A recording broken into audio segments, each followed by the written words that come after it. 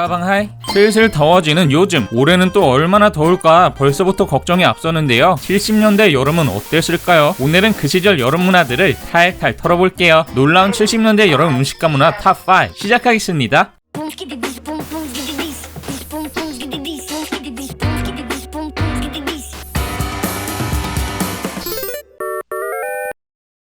70년대 여름만 되면 거리에 경찰들이 넘쳐났습니다. 그들이 찾던 건 도둑이 아닌 짧은 치마였습니다. 70년대 초 젊은 여성들 사이에서 폭발적인 인기를 끌었던 미니스커트, 짧은 치마 차림의 여성들이 명동거리를 당당하게 활보하기 시작했고요. 점점 과감해지더니 미니스커트보다 더 짧은 핫팬츠까지 등장했죠. 그러나 아직 보수적인 분위기였던 한국 사회에 이 새로운 패션은 엄청난 충격을 안겨줬습니다. 1973년 정부는 성범죄 처벌법을 개정하기에 이르는데요. 무릎이 17cm 이상의 스커트는 풍기문란으로 규정, 미니스커트를 단속하기 위한 법적 근거를 만들어낸 거죠. 이후 경찰들은 30cm 자를 들고 길거리를 돌아다니며 여성들의 치마 길이를 직접 쟀다고 하네요. 여자들 사이에 미니스커트 열풍이 불었다면 남자들에게는 장발이 대세였습니다. 거리에서는 가위를 든 경찰과 붙잡힌 청년이 실랑이를 벌이는 광경이 심심치 않게 목격됐는데요. 네, 이것도 불법이었습니다. 기준은 성별을 알아볼 수 없을 정도의 장발을 한 남자. 1973년 2월 개정된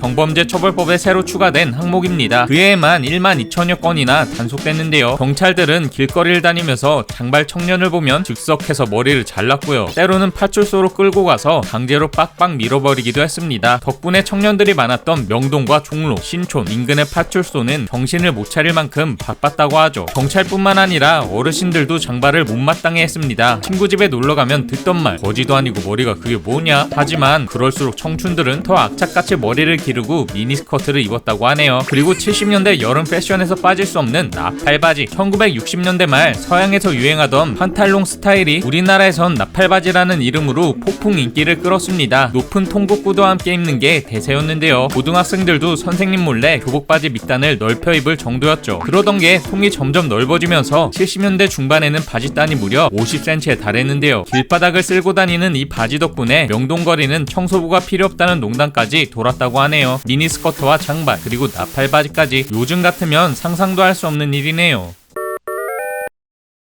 소박하게 파당금을 얼린 아이스케키로 여름을 나던 시절이 있었습니다. 그땐 얼음에 설탕만 타도 달고 맛있었지만요. 소비자들의 입맛은 금세 고급스러워졌죠. 70년대에 들어가면서 아이스크림 시장이 급격하게 다양화하는데요. 아직까지 살아남은 근본 아이스크림들이 이 무렵 쏟아지듯 등장했다는 사실. 먼저 1975년 출시된 비비빅 국내 팥 아이스크림의 원조입니다. 당시 새로 나오는 아이스크림 대부분은 초콜릿이나 과일맛 중심이었지만요. 팥이라는 전통적인 재료로 정면 승부를 걸었던 거죠. 진한 팥우유 맛 아이스크림에 통통한 단팥이 가득 들어있었는데요. 덕분에 비비빅은 출시 초기부터 어른들 픽으로 내정되어 있었고요. 팥빙수와 비슷한 맛이라 여름이면 생각나는 스테디셀러가 되었다고 하네요. 1974년 누가바, 누구냐가 아니라 누가라는 과자에서 따온 이름입니다. 지금은 살짝 아재 감성이 강하지만요. 당시엔 꽤나 세련된 미국 느낌 물씬 나는 프리미엄 아이스크림이었습니다. 가격도 다른 제품에 비해 살짝 높았는데요. 바닐라 아이스크림에 달콤한 카라멜과 땅콩 분태가 들어간 게 특징. 부드러운 아이스크림과 쫀득한 식감이 어우러지는 게 지금 먹어도 맛있다고요. 1978년 캔디바. 이름 그대로 사탕처럼 달고 상큼한 맛입니다. 겉은 단단한 캔디 코팅, 속은 부드러운 아이스크림. 이 이중 식감 덕분에 한입 깨물면 색다른 느낌을 줬는데요. 연유, 우유, 소다맛 셔벗의 조화. 어린이들의 입맛을 제대로 저격했던 제품이죠. 서주 아이스주도 1973년에 등장해 지금까지 살아남은 아이스크림계의 조상님입니다. 진하고 고소한 맛으로 입소문을 탔는데요.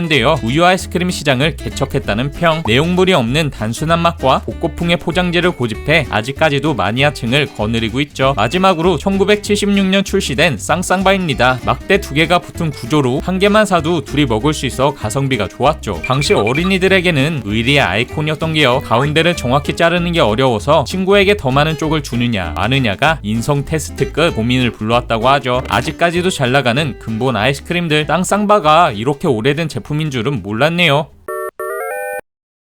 1970년대 여름 시장 골목을 걷다 보면 어디선가 시원한 얼음이 사각사각 깨지는 소리와 함께 고소한 콩국물 냄새가 퍼져왔습니다. 바로 여름철 별미였던 콩국수입니다. 노점마다 커다란 통에 미리 갈아둔 콩국물을 담아뒀고요. 주문이 들어오면 손빠른 아주머니들이 양은 대접에 삶은 국수를 척척 담고 콩물을 부어 손님에게 내주곤 했죠. 소금 톡톡 뿌려 한 젓가락 먹으면 고소함이 입안 가득 퍼졌는데요. 이 얼음 동동 띄운 콩국수 한 그릇이 온 동네의 피서를 책임졌습니다. 무더운 여름이면 골목 끝까지 줄이 늘어서기도 했다고 콩국수는 동네로 찾아오기도 했습니다. 골목을 누비던 국수 장수의 목소리가 들려오면 동네 아주머니들이 그릇을 들고 달려나오던 풍경이 흔했다고 하죠. 재미있는 건 콩국수가 단순한 별미가 아니라 거의 보양식으로 여겨졌다는 사실. 요즘은 여름철 보양음식 하면 삼계탕처럼 뜨끈한 국물 요리를 떠올리지만요. 그 시절의 콩은 밭에서 나는 쇠고기라 불릴 정도로 단백질과 지방을 효율적으로 섭취할 수 있는 식품이었습니다. 여기에 찬 성질의 밀가루 면까지 더하면 몸의 기운을 제대로 돋궈줬고요. 들깨를 갈아 넣거나 잣, 땅콩 등을 곁들이면 영양이 더욱 풍부해졌죠. 이 콩국수 언제부터 먹었을까요? 정확한 시기는 알 수 없지만 1680년경에 조리서인 요록에는 태면이라는 이름으로, 19세기 시의전서에는 콩국이라는 이름으로 등장했습니다. 조상님들의 여름 한정 레시피로 콩을 불리고 삶은 후 곱게 갈아 체에 받친다는 점에서 조리법도 지금과 크게 다르지 않죠. 이랬던 콩국수가 본격적으로 대중화된 건 1970년대 초반입니다. 미국에서 대량 도입된 값싼 밀가루 덕분에 강력하게 추진되었던 혼분식 장려운동, 밀가루 소비를 장려하고 단백질 공급을 위해 콩을 권장하던 정부의 정책 방향과 콩국수는 기가 막히게 맞아떨어졌습니다. 1975년 식생활 개선 전시회에서 샌드위치, 감자 스프와 함께 영양 대용식으로 소개되면서 대대적인 홍보에 나서기도 했죠. 여기에 믹서기의 보급이 더해지면서 맷돌에 콩을 갈아야 했던 번거로운 작업이 단번에 사라졌고요. 시장뿐 아니라 가정집에서도 간편하게 만들 수 있게 되면서 국민 여름 음식으로 등극하게 된 거라고 하네요.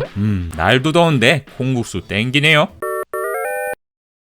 지금은 에어컨 리모컨만 누르면 집 전체가 시원해지지만요. 70년대 여름은 완전히 달랐습니다. 서민들의 여름나기란 그야말로 전쟁이 따로 없었죠. 길을 걷다가 땡볕에 너무 뜨거우면 어디로 갔을까요? 사람들은 공중전화 박스 안에 들어가 땀을 식혔습니다. 전화부스는 유일하게 밀폐된 공간이었고 그늘지고 약간 서늘해서 상대적으로 시원했거든요. 친구 셋이서 낑겨 들어가 버티기도 했는데요. 항상 에어컨을 시원하게 켜두는 지금의 은행처럼 공중전화 박스가 일종의 피서지였던 셈이죠. 실제로 통화하려는 사람보다 땀을 식히려 들어간 사람이 더 많아서 공중전화 이용에 불편을 겪을 정도였다고 하네요. 그리고 무엇보다 얼음은 귀하디 귀한 사치품이었습니다. 냉장고, 그건 일부 부잣집 이야기. 대부분의 가정에는 냉장고가 없었기 때문에 얼음을 구하기가 쉽지 않았습니다. 그래서 시장마다 얼음 가게가 따로 있었고요. 얼음을 전담으로 배달해주는 배달부가 존재했죠. 얼음 장수는 손수레나 지게에 얼음 덩어리를 싣고 식당이며 가정집을 돌며 집집마다 얼음을 내려줬는데요. 아이들은 얼음 장수가 오기만 하면 달려들어 깨진 얼음 조각을 하나 얻어 입에 넣고 오도독 깨물어 더위를 식히곤 했죠. 그게 최고의 여름 간식이었다고. 그리고 여름이 되면 수시로 하는 샤워. 70년대에는 집집마다 수돗물이 들어오지 않았습니다. 상수도 보급률은 전국적으로 40% 수준에 머물렀고요. 특히 농촌이나 저소득 주거지에선 수돗물 공급이 아예 안 되는 경우가 대다수. 그래서 동네마다 하나쯤은 꼭 공동 수도가가 있었습니다. 여러 집이 그 물을 나눠 쓰는 구조. 세수, 설거지, 빨래, 물 퍼가기까지 이 수도가 하나로 다 해결했죠. 공동 수도 카페는 항상 물 받아서 집으로 가져가기 위한 양동이가 줄지어 있었다는 이 공동 수도가. 여름철이면 피서 명소가 되었습니다. 수건 하나 들고 모여들던 동네 사람들, 안부를 주고받으며 단체 세수타임을 가졌고요. 서로 등목도 도와줬죠. 냉수 마찰로 더위도 식히고 면역력까지 키우는 일석이조 효과의 여름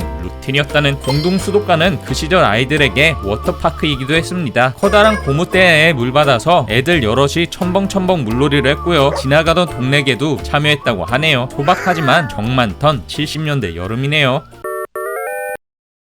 50-60년 전 깎아머리, 똑 떨어지는 단발머리 아이들의 손에는 늘 곡괭이 같은 연장이 들려 있습니다. 여름날 하교한 후에는 곧장 논밭으로 나가 부모님을 거들어 농사일을 하는 게 당연한 일상이었죠. 피서는 남의 나라 이야기. 긴 장마에 억세게 자란 잡초를 괭이로 파내고 땀이 비오듯 쏟아져도 피할 곳 하나 없는 땡볕이었고요. 검정고무신 하나로 여름을 버티던 시절이었죠. 하지만 1970년대 고도 성장기로 접어들면서 생업과 일상에서 벗어나 여가를 즐기는 바캉스라는 새로운 문화가 생겨났습니다. 생겨납니다. 샐러리맨들에게 여름 휴가가 정착되고 생활이 나아지면서 피서객이 급증하기 시작했죠. 동시대에 늘어났던 대학생의 수, 학기 중 MT라는 이름으로 떠나는 1박 2일 여행이 대학문화 중 하나로 정착했고요. 수도권에서 가까운 강촌, 남이섬, 청평 등은 MT의 대표적인 명소가 되었죠. 물론 MT가 아니더라도 여름방학 전부터 마음이 맞는 친구들과 놀러가기로 약속을 하곤 했다고. 요즘은 길이 좋아져서 자가용이나 버스를 주로 이용하지만요, 그때는 기차가 거의 유일한 교통수단이었습니다. 기차 요금에 도시락 하나만 챙기면 누구나 저렴하게 바다를 보러 갈 수 있어서 인기 만점이었는데요. 기차역 갈 때 필수템은 종이봉투에 싸온 삶은 달걀, 찐감자, 찐옥수수 다 같이 나눠 먹으면 꿀맛이 따로 없었죠. 상황이 이렇다 보니 피서열차가 증편되어도 인파를 감당하지 못했습니다. 정원 초과, 연착, 연발은 기본. 심지어 승객이 너무 많아 열차가 주저앉는 일도 발생했는데요. 승객들은 열차 앞부분, 출입문, 난간은 물론이고 지붕 위에도 올라탔죠. 요즘 같으면 상상도 할 수 없는 일이지만요, 기차 승무원들은 대부분 못 본 척 지나쳤습니다. 너무 많은 사람이 그래서 충고를 해봤자 헛수고였거든요. 매달린 승객들은 차단기에 몸을 부딪히거나 열차에서 떨어지는 변을 당하기도 했는데요. 이랬던 이유, 열차가 붐볐기 때문이기도 하지만 이것을 낭만이라고 생각했던 승객들 탓도 컸습니다. 더운 여름 찜통 같은 기차 안보다 기차에 매달려서 지나가는 풍경도 보고 시원한 바람을 맞으며 스릴을 즐기는 것, 기차 여행의 진정한 묘미라고 생각했던 거죠. 그렇게 70년대 학생들에게 최고 인기였던 조개껍질 묵걸을 다 함께 합창하며 피서지로 떠났다고 하네요.